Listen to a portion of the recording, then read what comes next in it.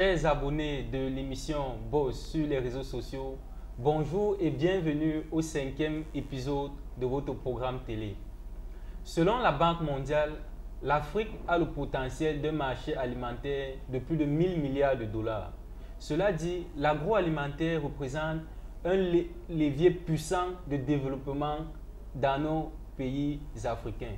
Aujourd'hui, nous avons l'honneur de recevoir M.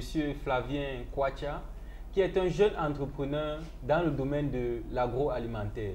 Surtout, vous qui nous suivez sur les réseaux sociaux, n'hésitez pas à poser vos questions dans l'espace prévu pour les commentaires. Bonjour Flavien et bienvenue à l'Institut universitaire de la Côte. Bonjour Dorian, merci. D'accord, donc tu m'as dit en bac que tu avais déjà été ici dans cette université. Tout à fait. J'y suis venu à l'occasion d'événements, il y a 2 ans à peu près, mais plus récemment. Voilà.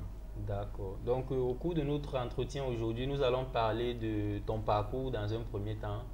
Et dans un deuxième mouvement, nous allons parler de la fameuse entreprise Safe Our Agriculture qui... Oui, la fameuse. Ouais, la fameuse. D'accord.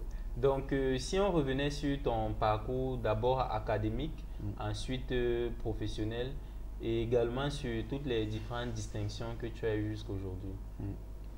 Ok, sur mon parcours, mais après je préciserai, les distinctions, elles ne sont pas à moi. En général, je tiens à les dédier à une équipe parce que c'est peut-être une personne qu'on voit en front office, Mhm. mais il y a vraiment une équipe de guerriers derrière qui travaillent comme des malades, comme on a l'habitude de le dire. D'accord. Donc, concernant ma formation, je pense que c'est par ça que je dois commencer. Oui. En fin de compte, je suis ingénieur généraliste avec une spécialisation en électronique embarquée, Mhm. mais j'ai grandi en zone rurale. Donc, je suis né à Banjul. J'ai étudié là-bas, j'ai fait mon école primaire, pratiquement toute mon école primaire à Banjul. Et ensuite, je suis venu à Douala parce que mon père, étant fonctionnaire, avait été affecté ici. D'accord. Donc, je suis arrivé à Douala où j'ai terminé mon école primaire et ensuite j'ai intégré le collège de la Salle. D'accord. Parce que je voulais être technicien comme mon parrain à l'époque. Mhm. Et je m'étais dit que je le voyais faire des installations dans les maisons et tout. Il faisait de l'électricité, Mhm. lui qui était à Bafoussam. Et je me disais que je voulais être comme lui. Donc c'est vraiment ça qui m'a orienté. C'est vrai qu'à la base, mes parents disaient qu'aucun de leurs enfants ne ferait l'enseignement technique. Parce que dans notre environnement, on a toujours tendance à croire que l'environnement technique est dédié aux personnes qui ont soit fait des faux pas dans l'enseignement général, Mhm. soit des enfants récalcitrants. Mhm. Voilà, donc mon père me disait non parce que lui, il a fait l'enseignement technique commercial, Mhm. mais il m'explique que c'est ma mère qui rédigeait ses demandes d'emploi tout le temps quand il était plus jeune. Donc, il voulait que ses enfants puissent parler plusieurs langues, être ouverts sur le monde, avoir une bonne culture scientifique et tout. Ouais. Et il disait, aucun de ses enfants ne va faire l'enseignement technique. Donc, c'est juste amusant parce que j'avais 9 ans à l'époque, Mhm. mais j'avais décidé de ne pas faire de concours d'enseignement général. Sans le dire à mes parents, j'avais pris l'argent des concours et je suis allé faire que le concours du collège de la Salle. Alors, Donc, quand le concours du collège de la Salle est sorti, que je l'avais effectivement obtenu, je n'avais pas d'autre choix que d'y aller. Donc, eux, ils se sont dit en fait que j'avais échoué tous les autres concours, mhm. sauf celui du collège de la Salle. Et puisqu'il ne fallait pas que je passe un an à la maison, alors que j'avais quand même eu un Et un concours, concours. je suis allé à de la Salle où j'ai fait 7 ans. D'accord. Belle ruse. Oui, quand même. Bon, je ne sais pas comment je me le suis imaginé à l'époque. Toujours est-il que c'est ce que j'avais fait. Et j'ai passé 7 années là-bas, D'accord. qui se sont clôturées en fait par un baccalauréat en électronique. Mhm. Donc l'électronique, c'est parce que j'ai été fan du Japon à un moment donné dans mon enfance. Donc par rapport à notre culture et à ce qui nous est exposé, on est fan de dessins animés et de trucs souvent lointains. Donc Ah moi, oui. c'était le Japon. J'ai même D'accord. appris le japonais pendant 2 ans. Donc je voulais aller au Japon après mes études Mhm. pour faire de l'électronique. Malheureusement, ça ne s'est pas forcément déroulé comme je le pensais parce qu'il fallait une certaine puissance financière de la part des parents et tout Mhm. pour m'orienter jusque-là. Donc, quand je suis parti De du la collège de salle. la Salle, Mhm. j'ai intégré l'IUT de Douala. Ouais. Donc, pour un DUT en génie électrique et informatique industrielle, dans le but bien sûr de continuer à suivre ma voie pour enfin devenir ingénieur en électronique. Mhm. Donc, après les 2 ans à l'IUT, je passe un concours pour l'Institut UKAKIKAM, qui était auparavant appelé ISTAC. D'accord. Donc, je rentre à l'ISTAC en troisième année et je passe 3 années là-bas. D'accord. J'obtiens donc en 2011 mon diplôme d'ingénieur généraliste, mais avec une spécialisation en électronique embarquée, parce qu'à l'époque j'étais en alternance. En fait, à Lucas Kikam, ils ont un principe d'alternance. On a un Oui. principe d'alternance. Mhm. Et à l'époque, j'étais en alternance chez Bolloré Africa Logistics, où je travaillais sur le matériel de levage, les grues, le matériel de manutention portuaire. Donc, tout ce qui est électronique sur le matériel mobile, en fait, je gérais la partie maintenance et réparation. Donc voilà ce qui est de ton parcours académique, Voilà. qui nous permet de directement introduire le parcours professionnel qui commence donc à la fin de ton diplôme d'ingénieur. Exactement. Donc, à la fin de mon diplôme d'ingénieur, je me suis toujours dit que je devais créer ma propre entreprise. Déjà, il faut dire que j'ai grandi dans une famille purement agricole. Donc, mes parents ont fait de l'agriculture de façon rudimentaire. Mes grands-parents et même au-delà, donc je suis genre la 4e génération d'agriculteurs de ma famille. C'est vrai que dans ma génération aujourd'hui, je suis le seul agriculteur à temps plein. J'ai des cousins et des cousines qui s'y adonnent à temps partiel, genre ils ont un petit élevage à la maison, mais ils font autre chose. Moi, par contre, je suis agriculteur à 100%, je ne fais pas grand-chose en dehors de ça. Donc, c'est vraiment à ça que j'aime me définir comme un entrepreneur à 80% agricole. Et ça, c'est ce que j'ai toujours voulu faire en réalité, parce que mon enfance a été vraiment rythmée par les bruits des poussins et des lapins. Donc, j'ai grandi vraiment dans cet environnement-là. Je dirais que mon plat de nourriture était proportionnel au nombre de sillons que je faisais le matin. Donc, avec les parents et avec les grands-parents, on était vraiment en mode entreprise familiale. C'est juste qu'il n'y avait pas la structuration nécessaire pour pouvoir propulser l'entreprise à un certain niveau. Mais on a toujours fonctionné ensemble vraiment avec des tâches bien précises. Chacun savait exactement ce qu'il avait à faire. Moi, jusqu'à l'âge de 8 ans, je m'occupais de la partie gestion des poules pondeuses à la maison. Je récoltais les œufs et puis je les réservais pour les personnes qui venaient les acheter. Donc, je m'étais dit que je pouvais faire ça. Mais le problème, c'est que voyant mes parents et mes grands-parents, franchement, mon père n'a jamais pu s'offrir des vacances sur les îles Bahamas ou un truc comme ça. Et je me disais, je ne veux pas passer ma vie dans un métier qui ne va pas me permettre de prendre des vacances, de m'occuper de mon épouse et de ma famille, tu vois. Donc, je me suis orienté vers l'ingénierie parce que je pensais, dans notre environnement, on se dit, il vaut mieux être ingénieur, avocat ou médecin parce que ce sont des métiers avec lesquels on gagne relativement bien sa vie. Je le pensais aussi il y a quelques années. Mais après, j'ai travaillé chez Bolloré pendant 3 ans. Une fois que j'ai eu mon diplôme d'ingénieur, j'ai travaillé chez Bolloré pendant 3 ans. Et je me suis rendu compte que il vaut mieux travailler dans le domaine de ta passion parce qu'en fin de compte, tu passes toute ta vie sans travailler. Donc, j'ai commencé à réfléchir comment me relancer dans l'agriculture. Et donc, en 2012, je lance une ferme d'élevage de poulets de chair que je gérais conjointement avec mon emploi. C'était assez compliqué parce qu'il fallait partir du bureau, ensuite aller à la ferme et vice-versa avec les employés les collaborateurs qui n'ont pas toujours la même vision en fait du business que toi. C'est souvent tout de suite avec combien on gagne. J'ai lancé cette ferme-là et je me suis engagé dans la culture de pommes de terre à l'ouest du Cameroun. Là, c'était encore plus compliqué parce que le vendredi soir, il fallait partir de Douala pour aller à l'ouest, revenir dans la nuit de dimanche à lundi, arriver au bureau. Parfois, je somnolais dans les réunions. Il y avait les réunions de lancement de la semaine et tu n'as même pas le temps de dormir parce que le lundi soir, il faut repartir à la ferme. Ensuite, mardi, revenir au boulot, la ferme, machin. Donc, c'était vraiment un rythme effréné pendant 2 ans. Et je l'ai fait, même si on a eu des difficultés. Les pommes de terre, on les a cultivées, mais j'ai dû distribuer pratiquement 50% à la première saison parce que je me suis rendu compte que les petits agriculteurs en zone rurale ont de gros problèmes en fait de logistique. Ils n'ont pas les moyens suffisants pour pouvoir transporter leurs aliments jusque dans les marchés urbains. C'est pour ça que tu vois les marchés, le régime de planter en bord champ va te coûter environ 1000 francs. Mais quand tu arrives dans les grands marchés, tu as le même régime de planter à 5000 ou 6000. Parce que ce n'est pas tout le monde qui peut se permettre de s'engager sur la chaîne logistique. Parfois, c'est des camions et les moyens coûtent cher en fait. Le problème de transport également. Voilà, le problème de transport, les routes ne sont pas adaptées. Justement. Exactement. Donc c'est même ça qui me fait penser à un moment donné qu'en tant qu'ingénieur, je devrais trouver un moyen approprié pour produire des aliments en ville. Donc j'en parlerai par la suite. Et c'est comme ça qu'après Bolloré, en 2014, je pars de chez Bolloré pour intégrer Rocket Internet. Rocket Internet qui a les plateformes Jumia, Kemu ici, ou Zalando.fr dans les pays un peu plus industrialisés. Et là, je rentre dans le marketing parce que mon objectif, c'est vraiment de me mettre à 100% à mon propre compte. Et étant chez Bolloré, j'avais une adresse. Mon adresse, c'était flavien.quacha-simo@bolloré.com. Et je me disais toujours, mais pourquoi est-ce que dans 10 ans, quelqu'un d'autre n'aurait pas une adresse prénom.nom@flavien ou @quacha.com? De toutes les façons, Bolloré, c'est un être humain, c'est une famille, tu vois. Ça a commencé par son père, ensuite lui, et maintenant il transmet à ses enfants. Nous, on n'a pas compris, en fait, dans notre environnement africain, ou plus spécifiquement camerounais, qu'il faut avoir une planification sur le long terme et transmettre le business à nos enfants pendant qu'on est encore en vie, même si on sent qu'on a encore toute la force pour travailler. Exactement. Et je me suis dit que c'est ça que je veux construire. C'est une entreprise familiale qui portera le nom d'un mec comme Ford, comme Toyota, comme Danone, comme toutes ces entreprises dont on tient les produits aujourd'hui avec respect, mais qui sont nées dans une chambre en fait. Voilà. Et je me suis dit, moi je m'engageais à faire ça. C'est ainsi que je travaille chez Rocket Internet pendant 2 ans, 1 an et 8 mois. Donc, mais là, tu es passé du domaine du génie électrique que tu as laissé chez Bolloré pour entrer dans le domaine du marketing. Exactement. Maintenant, c'est précisément du marketing digital. Ouais. Voilà. C'est un processus progressif. Parce que ce qu'il faut quand même dire, c'est que lorsque j'ai décidé de passer dans le marketing, étant chez Bolloré, je me suis inscrit pour un master en ligne, un master spécialisé en marketing digital et relations publiques. Donc, que j'ai passé à l'université d'Illinois en Urbana-Champaign, aux États-Unis. Voilà.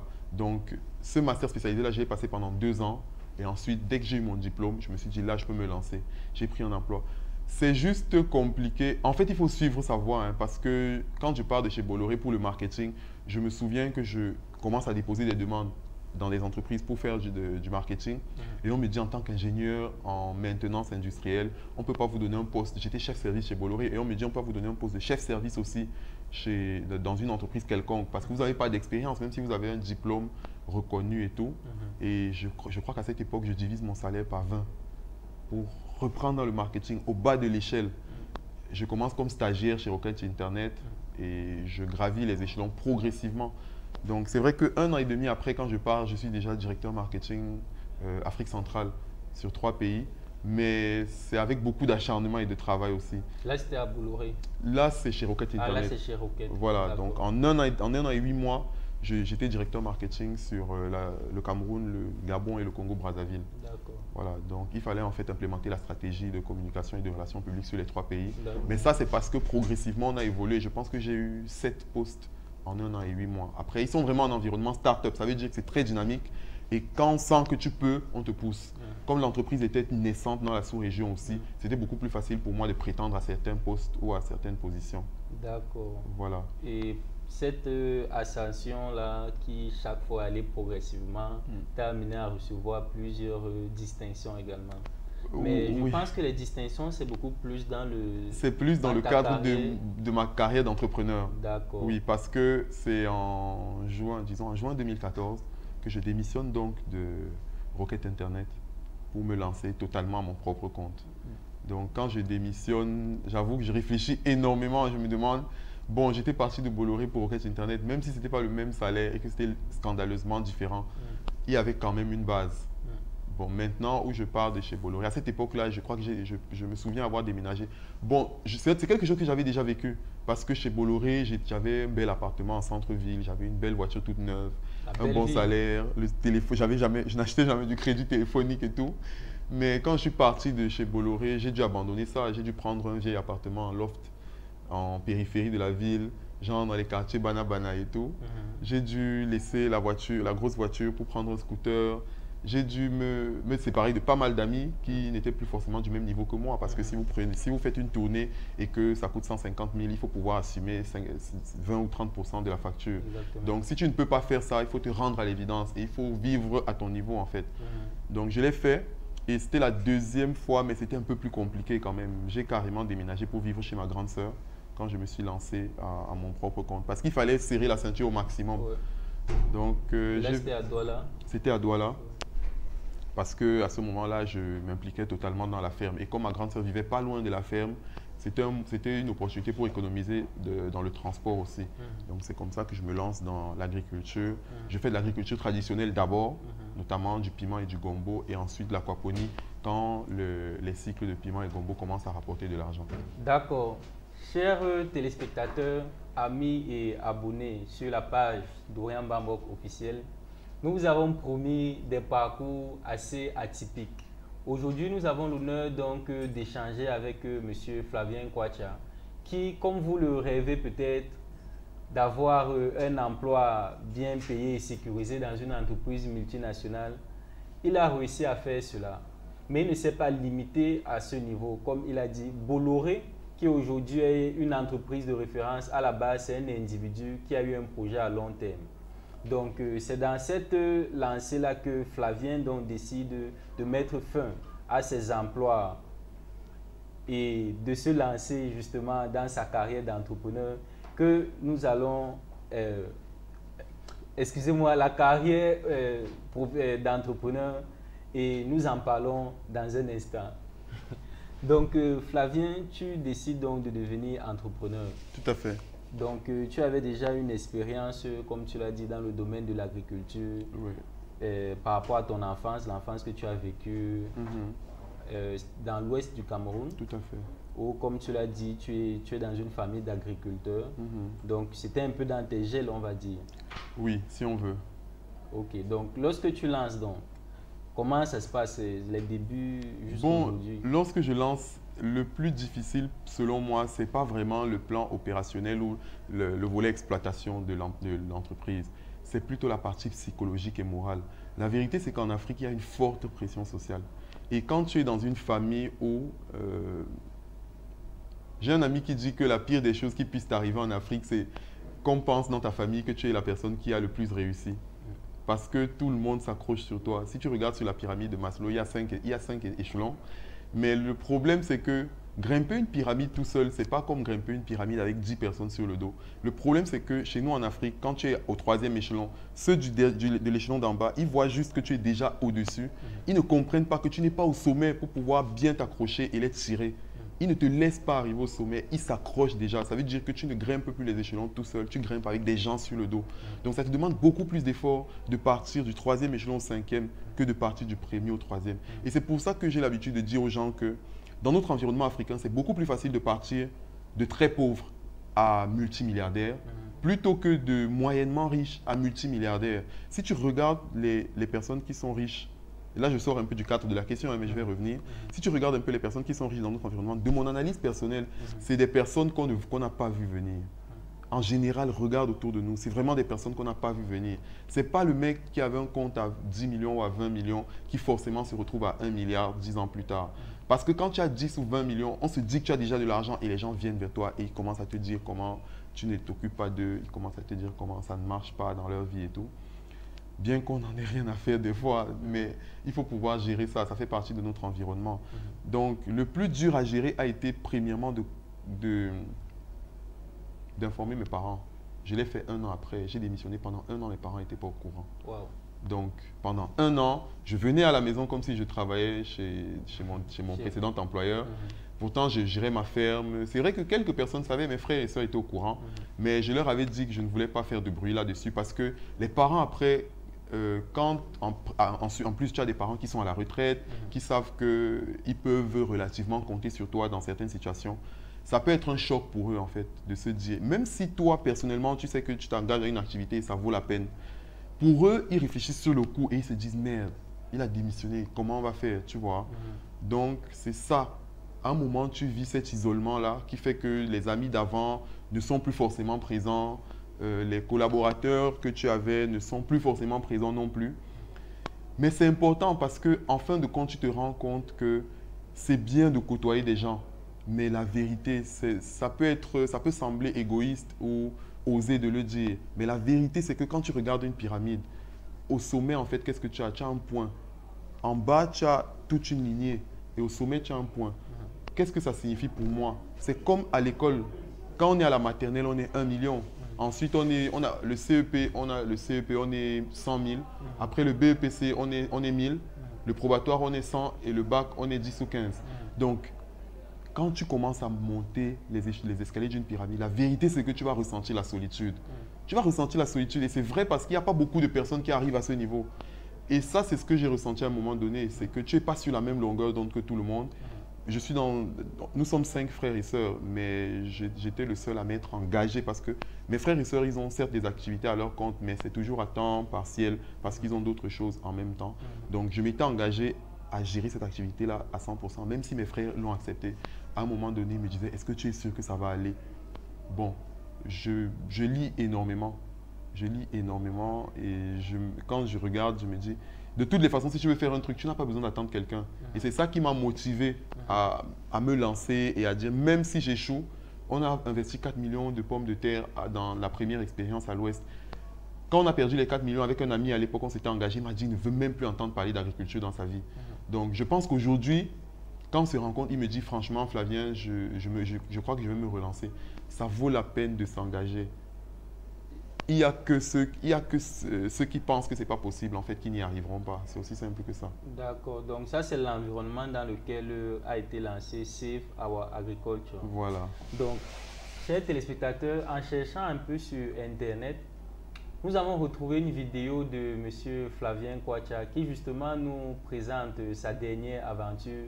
Il s'agit de l'entreprise Save Our Agriculture. Nous vous passons son reportage dans un instant.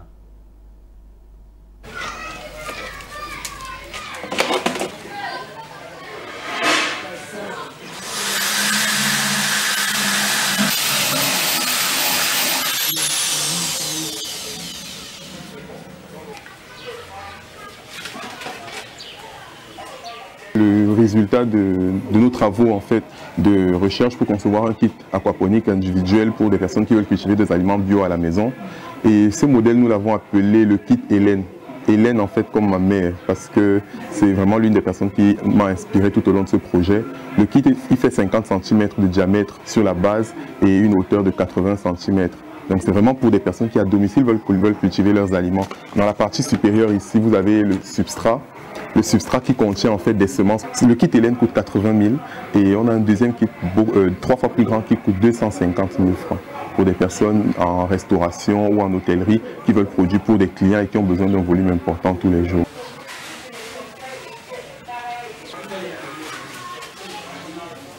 L'idée des kits aquaponiques part de l'expérience en 2012 d'un échec dans la culture des pommes de terre dans l'ouest du pays. Et je me suis dit que ce serait intéressant de pouvoir trouver un moyen de permettre aux agriculteurs ou aux particuliers non seulement de produire des aliments bio, mais aussi de produire directement en ville.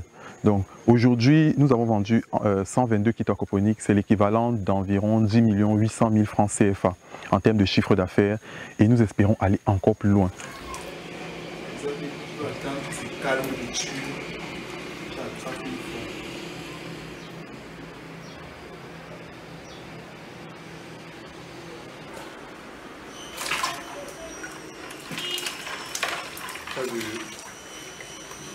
Ce qu'on veut réaliser ici, c'est une serre aquaponique, donc qui fonctionne, c'est une serre traditionnelle à la base, mais qui fonctionne selon le même principe que les kits. Notamment, on va installer un bassin de 50 mètres cubes avec des poissons à l'intérieur, et l'eau sera canalisée depuis le bassin jusqu'à la serre, pour justement permettre que les aliments grandissent en fait plus vite qu'en agriculture traditionnelle.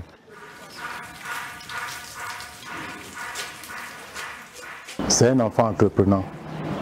Déjà tout petit, il faisait des choses sans même demander mon consentement. Et tout ce qu'il faisait était toujours bien. Donc ce qu'il fait là aujourd'hui dans l'agriculture ne me surprend pas. Cet enfant est passé dans beaucoup de sociétés. Et surtout ces multinationales dans lesquelles il a travaillé. À partir de là, comme il était très ambitieux, il s'est trouvé à un moment donné qu'il pouvait s'installer par lui-même. Et quand il a même commencé dans cette agriculture, moi qui suis son père, je n'étais pas informé au départ, parce qu'il savait qu'en me le disant, je devais prendre un coup de peur. Puisque moi, son père aujourd'hui, M. Kwacha, je ne travaille plus, je suis retraité. Et c'est de lui que j'attends tout. Je vais commencer à travailler sur des trucs là. Actuellement, on a des commandes qui vont jusqu'à 1 800 000 pour une unité aquaponique que nous allons installer bientôt dans la ville de Banganté. En plus de ça, on a reçu tout récemment la première commande internationale pour un kit que nous allons installer aux États-Unis. Donc c'est vraiment un rêve de fou, mais que nous vivons avec une équipe de passionnés. Donc le temps passe, on ne s'en rend même pas compte.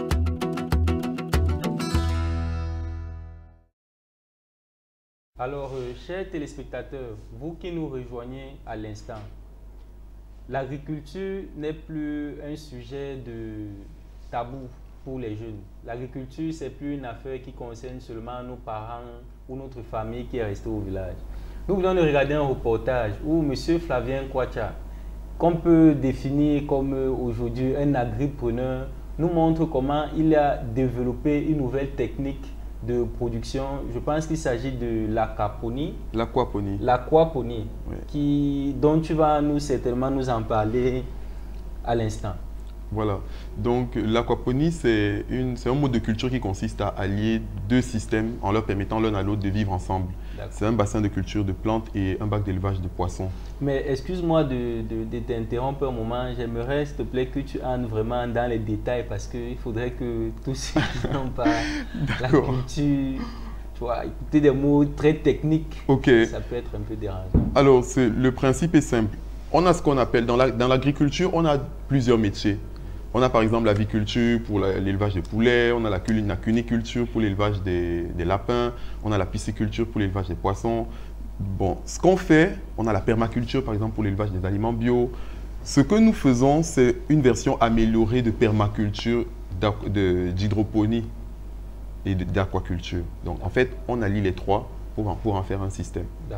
Premièrement, le système de base, c'est la pisciculture. Donc on élève des poissons dans de l'eau. Parce que naturellement, les poissons ont besoin d'eau et un peu d'oxygène pour respirer.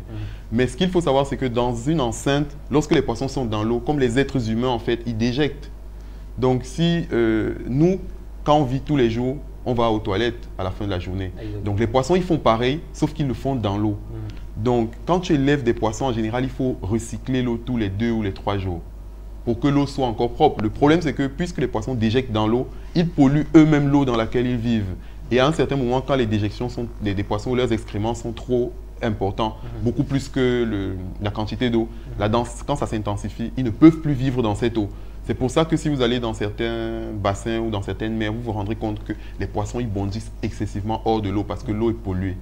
Donc, ce que nous faisons, parce qu'on s'est rendu compte que les excréments de poissons, en fait, c'est de l'ammoniac, mais en les faisant réagir avec des bactéries qui sont présentes partout dans l'environnement, ça devient du nitrate qui, lui, par contre, est important pour la croissance des plantes. Nous, on installe un système, en fait, qui ramène l'eau des poissons dans un second bassin au sein duquel on met les plantes. Donc, quand l'eau des poissons arrive dans ce bassin-là, les plantes absorbent naturellement le nitrate qui est contenu dans les excréments de poissons. Et ensuite, on referme le cycle en ramenant l'eau du bassin des plantes vers le bassin des poissons. Maintenant, la seule différence, c'est que l'eau qui part du bassin des plantes, elle est déjà purifiée parce que les plantes ont absorbé tous les excréments. Et ça rentre dans le bassin des poissons. Donc, ça permet d'établir un cycle fermé dans lequel l'eau ne se perd pas. Le poisson, lui, il déjecte dans l'eau et il vit parce que l'eau a été purifiée par les plantes. La plante, quant à elle, elle arrive à vivre parce que le poisson lui fournit des déjections et elle renvoie l'eau déjà propre. Et ça, c'est ce qu'on a vu dans le système que tu as monté là. Exactement. Donc, nous, ce qu'on a fait, la vérité, c'est que l'aquaponie, c'est un mode de culture qui est né dans les années 70 sur le continent asiatique. Il a été très pratiqué à cette époque-là parce que le continent asiatique a de larges étendues d'eau. Et eux, en fait, ils essayaient de faire de l'agriculture sur l'eau. C'est ainsi qu'ils ont découvert cette culture. Ce que nous avons apporté à l'aquaponie, notamment Save Agriculture, c'est de faire des conceptions ergonomiques qui permettent en fait que dans des petits espaces à la maison, que quelqu'un puisse avoir son kit aquaponique et à des prix pas forcément très élevés. Et ça, c'est ce que tu as appelé l'agriculture à la maison. Voilà. Un truc comme ça, tout à fait. Donc, c'est ce que nous avons réussi à faire. Et maintenant, nous déclinons des modèles différents en fonction des besoins de nos clients parce qu'une entreprise, ce n'est pas une ONG. Il faut pouvoir se pérenniser, donc il faut vendre. On essaie de s'adapter à l'offre clientèle. Par exemple, la serre que vous avez vue dans le reportage, aujourd'hui, elle est terminée. Et l'objectif avec cette serre-là, c'est de produire des aliments à grand volume pour pouvoir fournir à manger à des personnes qui n'ont pas forcément beaucoup d'argent pour s'acheter un kit. Le kit coûte quand même 80 000 au minimum. Ce n'est pas tout le monde qui peut se permettre de s'acheter un kit. Donc, on veut également produire des aliments à grand volume et les vendre au détail. Donc, ça permettrait à des personnes qui ont 500 000 francs d'acheter une barquette de tomates bio cultivées par Save Agriculture. Et comment se porte le marché? Dans le mini-reportage, tu as annoncé quelques chiffres. Oui, les chiffres en 2016, ils avaient pratiquement doublé par rapport à ce que j'ai annoncé. C'est vrai que le marché il se porte bien. L'entreprise ne fait pas encore de bénéfices parce qu'après, Save Agriculture, aujourd'hui, c'est 7 collaborateurs, 7 personnes. Donc, ça veut dire qu'il y a une masse salariale à gérer. Il faut pouvoir s'occuper des différents aléas qui rentrent dans la gestion de l'entreprise. Mais c'est une aventure passionnante. Et nous, on évalue le potentiel en fait de notre entreprise sur la sous-région Afrique centrale parce qu'on a des ambitions vraiment plus au-delà de l'espace camerounais. On a ouvert il y a un mois un bureau à Dakar au Sénégal avec un partenaire local avec lequel nous avons signé une convention de partenariat. Donc ce sont des démarches comme celle-là qui nous permettent de prétendre en fait à certaines ambitions vraiment énormes. Par exemple, en juin, on ouvrira un bureau à Lagos, au Nigeria, sur lequel nous sommes en train de travailler actuellement et on compte aller encore plus loin. D'accord. Et quelles sont les différentes difficultés auxquelles vous faites face dans votre activité? Les difficultés, j'avoue qu'il y en a pas mal, mais je ne dirais pas difficulté, je dirais challenge. Parce que difficulté, pour moi, ça a une connotation plutôt péjorative. Le premier challenge que je mentionnerais, c'est l'insuffisance de main-d'œuvre qualifiée. Déjà, l'aquaponie, c'est un domaine que les gens ne connaissent pas. Donc, il faut pouvoir former les collaborateurs. Mais le problème qu'on a aujourd'hui, c'est que les jeunes, même quand ils veulent s'engager dans un domaine, soit ils veulent gagner de gros salaires tout de suite, soit ils sont toujours portés à chercher un emploi pour aller travailler dans des multinationales qui peuvent déjà les payer à des salaires beaucoup plus confortables. Donc, ce que je conseille souvent à des gens, c'est de commencer par des petites entreprises dans lesquelles leur voix va compter. Moi, à l'époque, j'ai été chef de service chez Bolloré, mais je ne suis même pas sûr que j'ai une seule décision qui soit un jour passée dans un bilan ou dans un document stratégique de l'entreprise. Parce qu'en général, tout venait du siège et on te dit juste ce que tu dois faire. Donc, moi, après, c'est ce que je peux offrir à des collaborateurs ou ce que des entrepreneurs comme moi peuvent offrir à des collaborateurs au sein de leurs entreprises. La deuxième difficulté, c'est bien sûr la clientèle. Parce que le bio aujourd'hui n'a pas encore été suffisamment vulgarisé. Donc, les clients, quand ils vont dans les supermarchés ou dans les espaces commerciaux, qu'est-ce qu'ils regardent? C'est le prix. C'est juste le prix. Ils ne cherchent pas à savoir quelle est la qualité de la marchandise, quels sont les effets secondaires que je vais encourir une fois que j'aurai consommé ce que j'ai acheté. Donc, ça, nous essayons de montrer à nos clients en fait, que vous êtes ce que vous consommez et que dans une barquette de tomates ou dans un kit aquaponique que vous achetez, vous contribuez en fait à la croissance du PIB camerounais plutôt que d'aller acheter des aliments qui viennent de l'extérieur. Et en plus, quand vous avez un kit aquaponique, vous maîtrisez totalement le processus de production de vos aliments. Il n'y a pas mieux que de cueillir son céleri dans sa cuisine lorsqu'on décide de se faire une omelette, par exemple. Donc, le troisième point ou le troisième challenge que je mentionnerai, bien sûr, c'est le financement. On en parle souvent et je me plais à dire aux gens que le financement, ce n'est pas la première difficulté en fait pour la création ou la croissance d'une entreprise. C'est pour ça que nous sommes aujourd'hui dans une stratégie, dans un processus en fait de levée de fonds. Mais c'est assez difficile. Financement participatif, vous avez annoncé Equity funding plutôt. Ah d'accord. Voilà, donc c'est oui, du financement participatif aussi, mais en mode equity. Donc avec prise de participation au sein de l'entreprise. D'accord. Donc c'est ce processus-là. C'est vrai que je pense que, je ne dirais pas que j'ai un regret, mais je pense juste que l'aquaponie, c'est vraiment le mode de culture qui va développer l'agriculture à l'échelle mondiale. Au Salon de l'agriculture, dernièrement, Le Monde Afrique, qui est un média très connu, faisait un screenshot, un snapshot sur une start-up française qui fait de l'aquaponie. Et j'ai vu ça et ça m'a franchement fait plaisir parce que je me suis dit, waouh, on commence à parler de l'aquaponie et nous, on y avait pensé un an et demi ou 2 ans avant. Tu vois, on a fait des kits qu'on a même brevetés. Donc, ça, c'est une fierté pour nous. Voilà, donc c'est les trois challenges que je peux mentionner concernant notre déploiement. D'accord. Et cette entreprise-là, justement, a été distinguée plusieurs fois? Effectivement. C'est vrai qu'on a reçu pas mal de distinctions. Hein. Je tiens toujours à dire merci à mes collaborateurs. C'est un parcours vraiment pas évident. C'est vrai qu'il y en a avec qui on a commencé qui ne sont plus de l'équipe aujourd'hui, pas forcément volontairement, des causes diverses. Je sais que ceux qui ont cru en ce projet, c'est vraiment des guerriers de l'agriculture. Ce n'est pas des gens qui se sont levés du jour au lendemain et qui se sont dit que ça pouvait marcher. Je sais qu'on a travaillé, je me souviens tous les jours qu'on a travaillé sans dormir pendant des mois. On a commencé à fabriquer les kits aquaponiques sur la véranda de mes parents ou sur des espaces attribués par les parents de ma cofondatrice Leslie. On ne savait même pas où on allait des fois. On a commencé le processus de recherche et développement de nos kits en octobre 2014 et c'est en octobre 2015 qu'on a effectivement enregistré l'entreprise pour pouvoir entrer sur le marché en mars 2016 avec le premier kit. Donc ça, c'est quelque chose qui me fait comprendre qu'il y a des jeunes qui veulent travailler au Cameroun. Et moi, j'en connais. Quand je regarde mes collaborateurs, franchement, je dis que c'est ceux sans qui je ne suis rien ici dehors. Voilà. D'accord. Donc, chers téléspectateurs, vous avez compris qu'il est possible de commencer petit, mais en ayant une vision à long terme. C'est ce que Flavien montre. C'est ce qu'il a montré en tout cas lorsqu'il a laissé ses emplois bien payés pour se lancer à son propre compte. Et il y a des difficultés, il y en aura toujours, mais vous pouvez essayer comme lui, d'essayer de les braver en avançant petit à petit, progressivement et en gardant toujours le cap sur votre vision à long terme.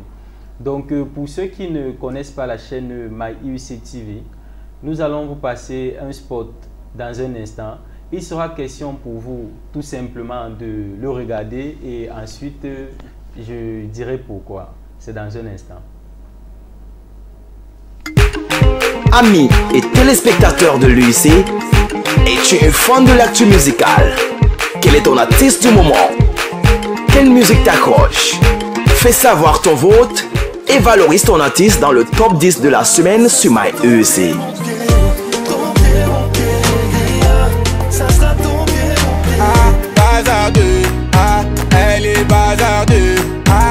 Le top 10 c'est votre classement.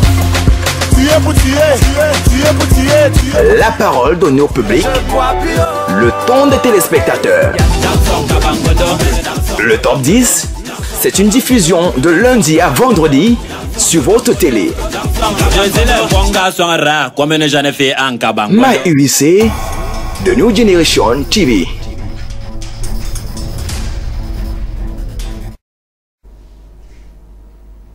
Alors, MyIUC TV, qui est la chaîne de télévision de l'Institut universitaire de la Côte, aujourd'hui a un nouveau programme qui est intitulé le Top 10, qui vous concerne justement vous téléspectateurs. Vous aurez désormais l'occasion d'envoyer vos messages directement sur les numéros qui se sont affichés, où vous pourrez tout simplement donner dire quels sont pour vous les artistes, vos artistes préférés de la semaine.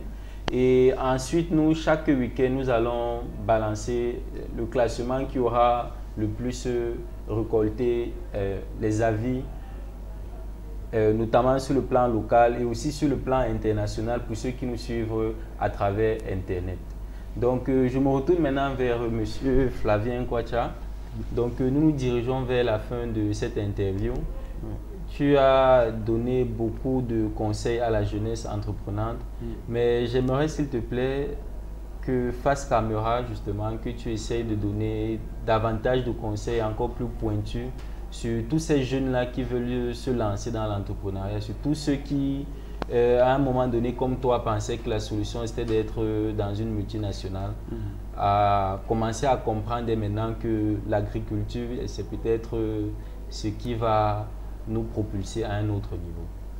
Ok. Alors, merci de me donner cette occasion-là. Premièrement, ce que je vais dire, c'est j'évite les stéréotypes génériques en fait qui disent que l'entrepreneuriat ou pas l'entrepreneuriat. J'ai un ami qui récemment disait pourquoi vous pensez dire que l'entrepreneuriat va sauver l'Afrique, dire que l'entrepreneuriat ne va pas sauver l'Afrique. Arrêtons de discuter et mettons-nous au travail.